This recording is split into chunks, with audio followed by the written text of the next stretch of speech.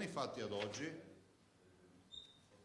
268.069, vedete che sono 7.259 più di ieri, perché adesso diamo gas, abbiamo intanto chiusa la partita con i magazzini di tamponi che avevamo da processare e adesso ovviamente la macchina tira. Considerate che per il piano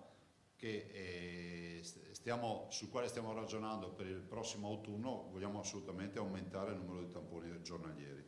L'isolamento, le persone in isolamento oggi sono 11.059, sono di fatto 600 in meno di ieri. I positivi ad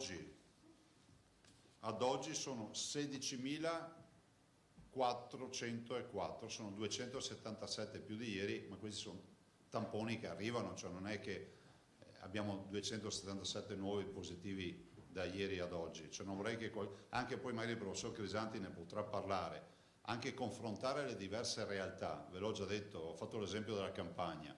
Quando tu ti vuoi confrontare con un'altra realtà devi subito chiedere quanti sono i tamponi che ha fatto su abitante, perché noi che ne abbiamo fatti 200 e quasi 70.000 e abbiamo gli stessi cittadini della Campania, la Campania ne ha fatti 48.000 per dire, quindi che confronto facciamo sui contagiati? Risulta essere inutile. Ho citato la Campania perché mi ricordo il dato, non perché voglio far polemica con la Campania. I ricoverati in questo momento sono 1.407, ne abbiamo 46 in meno rispetto a ieri.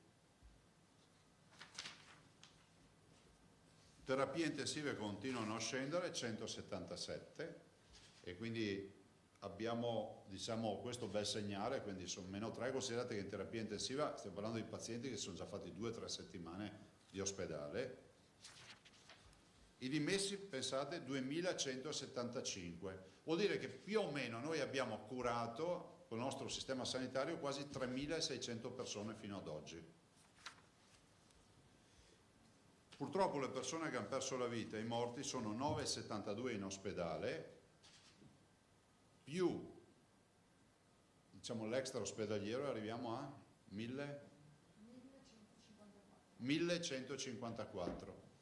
Perché abbiamo questo dato? Perché è il dato che ci è stato chiesto dal primo giorno di certificare è quello degli ospedali, ma noi per trasparenza leggiamo anche quello che accade fuori dall'ospedale. I nati sono 93, diamo anche i nati tutti i giorni. Ecco, detto questo, 2 brevi considerazioni.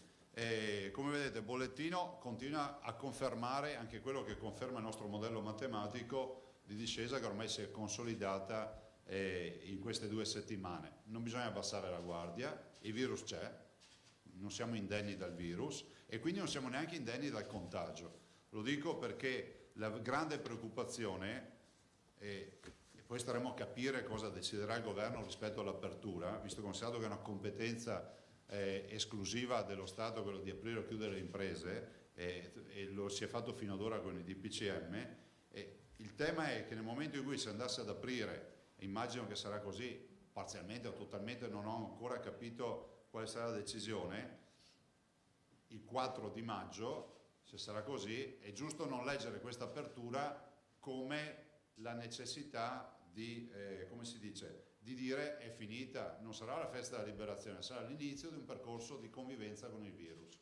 Ed è esattamente, se voi andate a guardare le curve dei diversi paesi, guardate Wuhan, la provincia di Hubei, la Corea, sono stati fatidici 70 giorni, no? La curva sale, arriva al picco e va giù, ma poi tutti hanno deciso di attivare la fase ovviamente della convivenza, al punto tale, ve la liquido con una battuta, che il 15 aprile la Corea è andata al voto. Siamo capiti, no? Bene, detto questo, 2 brevi considerazioni, vi dico 2 robe.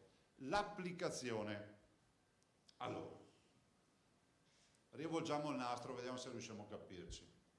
Allora, l'applicazione, poi c'è il professore che conosce bene queste dinamiche perché le studia.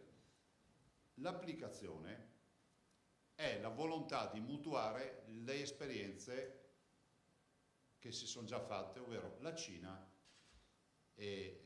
Corea e Singapore. Cioè, e poi altri, comunque, cos'è l'applicazione? L'applicazione è uno strumento digitale che si scarica, che permette ovviamente a livello nazionale di tracciare i contatti.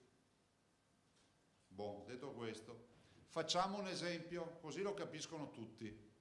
Facciamo un esempio così lo capiscono tutti, perché vedo un sacco di commenti che sono fuori luogo e non c'entrano nulla con la realtà.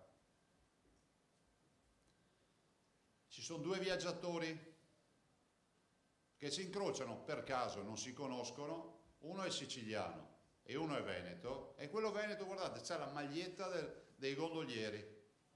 Tutti vanno all'autogrill, si trovano davanti al banco del bar, sono a distanza inferiore ai 2 metri. Il siciliano dice al veneto: ma lei è veneto? La maglietta dei gondolieri. E da lì inizia una piccola conversazione che dura più di 15 minuti. Sono i due elementi che le applicazioni hanno: distanza inferiore di 2 metri tra i due conversanti e più di 15 minuti di conversazione. Oggi le applicazioni funzionano così.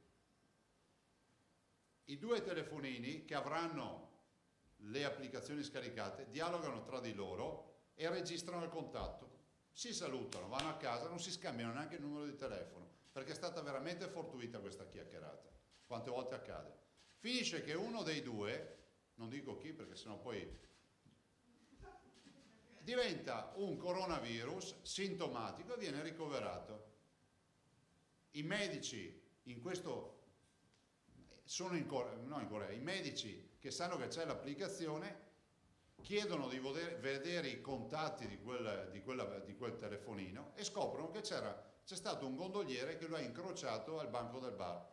Chiamano subito il gondoliere, o chiamano subito il siciliano, scusate, chiamano subito uno dei due, quello che in teoria è sano, e dico: fai a farti subito un tampone in una struttura ospedaliera perché tu hai avuto un contatto con un positivo. Quali sono i due vantaggi? Che questo, ignaro di essere positivo, evita di andare a contagiare familiari, amici e nuovi contatti. Due, che può essere curato subito se lo è e se magari è sintomatico. Questa è l'applicazione. Sono giuste le questioni che si pongono rispetto alla privacy, figuratevi se non sono giuste. Sono giuste tutte le osservazioni, però io ho l'obbligo di dirvi che cos'è l'applicazione. Qual è l'alternativa a non applicare? Perché poi, capiamoci fino in fondo, non è un obbligo di legge, Cioè, vorrei anche aggiungere che forse se abbiamo un aspetto negativo in Veneto è che noi non l'abbiamo fatta l'applicazione. Cioè noi non ce l'abbiamo. Perché abbiamo sempre detto, se ci sarà a livello nazionale, perché non è che il Veneto può averne una e poi va in Toscana e non dialoga col telefonino di quello che è in Toscana che ne ha un'altra e così via. Quindi noi guardate, se non abbiamo un primato è quello di non averla fatta, ma per scelta, nel senso che ce ne propongono tutti i giorni, c'è un'offerta di applicazioni che non ve lo dico. Allora a questo punto qual è l'alternativa? Deciderà, se i cittadini decidono che non gli interessa l'applicazione. Ma io penso che ci sia una libertà totale, però bisogna essere chiari. L'alternativa all'applicazione e alla soluzione che vi ho detto io nella ricerca del contagiato, che è stata attuata in alcuni paesi, è questa. Guardatemi bene: mettersi sulla porta dell'ospedale e attendere che arrivino i pazienti. Punto. Cioè, noi abbiamo purtroppo la necessità con questa partita di fare i tamponi, di intercettare i contatti. Avremo un positivo, intercetteremo tutti i suoi contatti, ma non li possiamo conoscere tutti, perché quello è fortuito. Non sto promuovendo applicazioni o altro, vi dico che così funziona l'applicazione, senza bisogna aspettare sulla porta dell'ospedale che arrivi qualcuno di ammalato. Punto. Mi avete chiesto ieri, ma lei cosa farebbe? Ho detto, se c'è un'applicazione e se è una scelta di sanità pubblica bisogna renderla obbligatoria, ma non per fatti di voler star lì a obbligare la gente. Ma guardate, a me non me ne frega proprio niente di sta roba, tanto per parlare in italiano. La verità è che i tecnici, sempre quelli che le hanno fatte queste applicazioni, scrivono nella letteratura anche internazionale che le applicazioni funzionano se almeno il 60% della popolazione le ha installate. Punto. non stiamo promuovendo applicazioni perché non ce l'abbiamo neanche. Fatevelo entrare bene nel cervello, noi non abbiamo applicazioni da promuovere, siamo l'unica regione che non l'ha neanche fatta. Mi avete ieri chiesto cosa penso dell'applicazione, forse ho fatto un errore di non spiegarvi come funziona bene l'applicazione, adesso l'avete capito tutti, no? Boh, basta, cioè, io non ho altro da aggiungere. No, avevo altre cose da dire che ti ho detto, Carlo. Me l'hai chiesto in tantissimi sulle elezioni. Oh no, va bene, le elezioni, guardate. La domanda esatta è giunta da... No, vabbè, ma guarda, non serve perché... allora, che sia chiaro che noi sulle elezioni abbiamo avuto un documento da parte del governo, una bozza di decreto, che abbiamo osservato formalmente, ci è arrivato formalmente. Quando dico noi, dico i governatori coinvolti dalle elezioni, le regioni che andranno al rinnovo, lo abbiamo osservato, tanto è vero che il Veneto ha chiesto di fare... ha condiviso il periodo che era quello del 5-6 luglio fino al 15 settembre. Era una convocazione delle urne solo per le regioni, per tutti i motivi che sappiamo, e quindi sono quelli sanitari, quelli delle competenze, eccetera. Abbiamo chiesto, uno, di fare in 2 giorni le elezioni, quindi metterci anche lunedì fino alle ore 15, prima richiesta che abbiamo fatto. Secondo, abbiamo chiesto di far votare anche i nostri cittadini che sono all'estero nei consolati, punto. Sono andati in Consiglio dei Ministri e ne è uscita una roba che non c'entra niente con quella che ci hanno chiesto di osservare. Spero che qualcuno abbia il buon gusto di informare, lo facciamo anche noi, da parte del governo, di informare il Capo dello Stato che quel provvedimento non è stato assolutamente quello approvato, minimamente condiviso con le regioni, visto ancora che è una competenza nostra convocare le urne nelle regioni.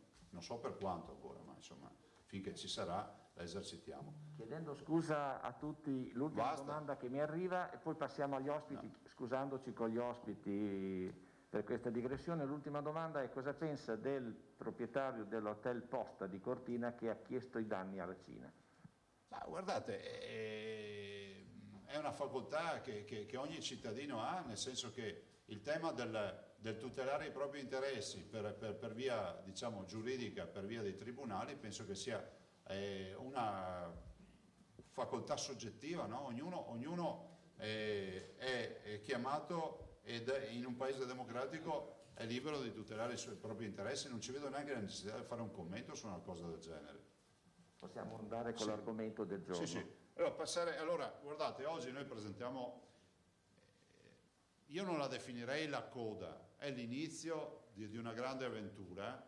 E voi sapete, la partita di Vo come è nata, il 21 febbraio si inizia, io ho dato a disposizione di fare i primi 3.000 campioni, poi ho conosciuto il professor Crisanti che mi ha telefonato e mi dice: guardi, si ricorda, no? Governatore, avete fatto una roba unica, nel senso che non esiste al mondo, cosa dice se ci sostenete per gli altri 3.000 tamponi? E il professore ha avuto una intuizione unica dal punto di vista scientifico, è un case history ormai, no? Adesso ne ha avuta un'altra, nel senso ci aggiunge sopra il carico da 90, nel senso che continuiamo a sostenere le attività come regione, a sostenere le attività di studio, ma che non sono studio fine a se stesso, cioè, perché ogni tanto qualcuno dice ma gli studiosi, no, vuol dire fare in modo che alla fine qualcuno salverà la propria vita in virtù delle conoscenze che stiamo acquisendo. Basta, quindi il prof presenterà questo, siamo ovviamente con tutta la squadra. Passerei la parola io poi mi sposto, vi lascio il posto, mi metto lì, guarda, così vi scambiate il posto, e passerei la parola ovviamente al magnifico rettore, il professor Rizzuto, e dopodiché successivamente al presidente della scuola di medicina, il professor Merigliano, e poi al professor Crisanti. Vi lascio il posto così. Chiederei a tutti gli ospiti di parlare con voce stentorea, perché così sia possibile. Grazie. Beh, ma io credo che di avere la voce abbastanza forte. Allora, un grande privilegio presentare questa tappa del progetto VO, come è stato descritto. Io farei una premessa. Credo che I risultati del Veneto, che in un'emergenza drammatica sono risultati di un contenimento efficace, un contenimento che ha ridotto il danno alla popolazione, è un gioco di squadra in cui bisogna lavorare assieme, e se il ruolo principale ovviamente ce l'ha chi eroga la prestazione sanitaria, perché è un'emergenza di sanità di oggi, e mi piace, visto che è stato citato il numero dei tamponi, entrare un pochino in dettaglio su quel numero. Vi ricordo, se guardate i numeri della Johns Hopkins, che l'Italia complessivamente sul numero di tamponi fa molto meglio della maggior parte degli stati, perché ha 23.000 tamponi per milione di abitanti, quando la Germania ne ha 20 e la Francia ne ha 7. Beh, il Veneto ne ha 55.000. Per milione di abitanti ha 55.000, e capite che la capacità di identificare, tracciare, trovare, come sin dall'inizio è stato obiettivo della politica sanitaria e indirizzo della medicina universitaria, che lavorano assieme per riuscire a capire di questa malattia che stiamo scoprendo giorno dopo giorno qual è la prossima frontiera. Io credo che la grande sfida che abbiamo è che noi dobbiamo contemporaneamente fronteggiare un'emergenza drammatica e capirla, e dobbiamo usare tutto quello che capiamo strada facendo per migliorare la nostra capacità di fronteggiare l'emergenza. Beh, lo studio che inizia su questo, come è stato giustamente definito, un esempio internazionale ormai, una popolazione interamente studiata, lì abbiamo capito quanto frequenti sono gli asintomatici, abbiamo capito le catene di contagio all'interno, per esempio, degli ambienti ristretti. Beh, oggi l'ambizione è un'ambizione ancora più grande, che è quella di capire come è fatto questo virus. Questo virus cambia.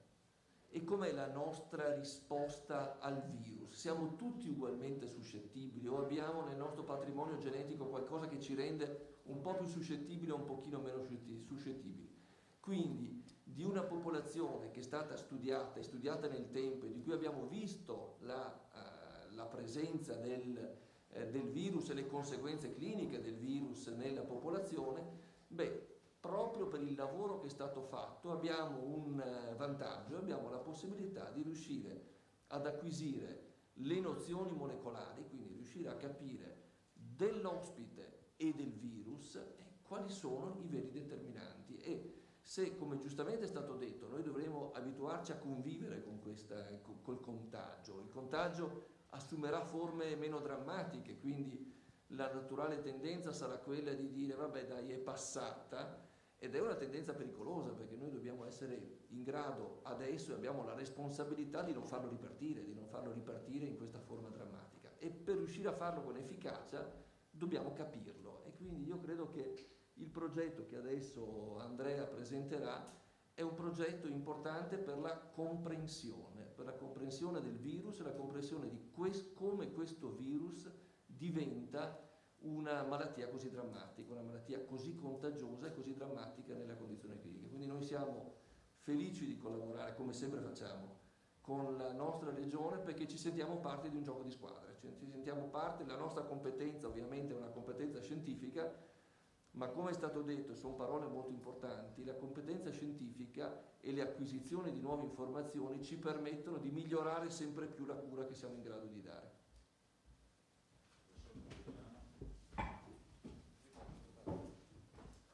Buongiorno a tutti, ormai anche noi siamo abbastanza frequenti di questa conferenza. Quello che ha detto il magnifico rettore è l'aspetto scientifico di questo progetto. Io sono sempre stato il braccio armato, diciamo, di questa situazione, avendo cercato di gestire la scuola di medicina come supporto da un lato alla struttura sanitaria, che in questo momento di dedicarsi e di dare risorse in termini di uomini spesso a tutti questi sistemi di campionamento vorrebbe dire in qualche maniera distogliere altre persone magari dall'assistenza ai cittadini, eccetera. E da un lato cercare anche di mobilitare il volontariato, che nel Veneto è fortissimo, per cui molti di questi progetti che abbiamo fatto e che nascono da quella intuizione del governatore di andare a tamponare la cittadinanza di Vo, che poi ha scatenato la nostra voglia di ricerca, è proprio legata al fatto di essere riusciti a mobilitare delle risorse volontarie, tecniche o competenze sotto il cappello della scuola di medicina, per cui parte degli aspetti logistici sono curati dalla Croce Rossa e parte degli costi della Croce Rossa e di altri volontari sono coperti dal sistema confindustriale, dal sistema camerale e dalla Cassa di Risparmio di Padova, per esempio, che hanno supportato alcune di queste iniziative.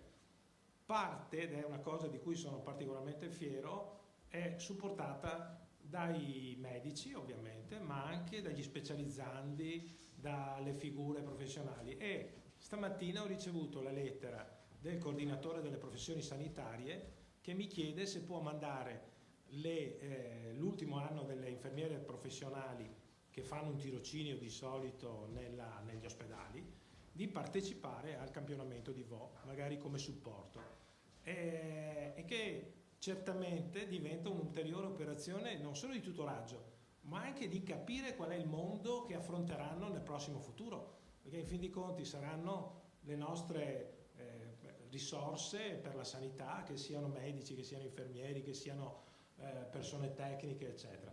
Quindi questo gioco di squadra, di aver messo in gioco anche tutte queste figure che sono informazione, è servito secondo me per dare un'idea sul vivo di quello che è il mestiere che li aspetta, che non è un problema solo di avere un posto più o meno sicuro, ma di affrontare situazioni che a volte non sono semplici.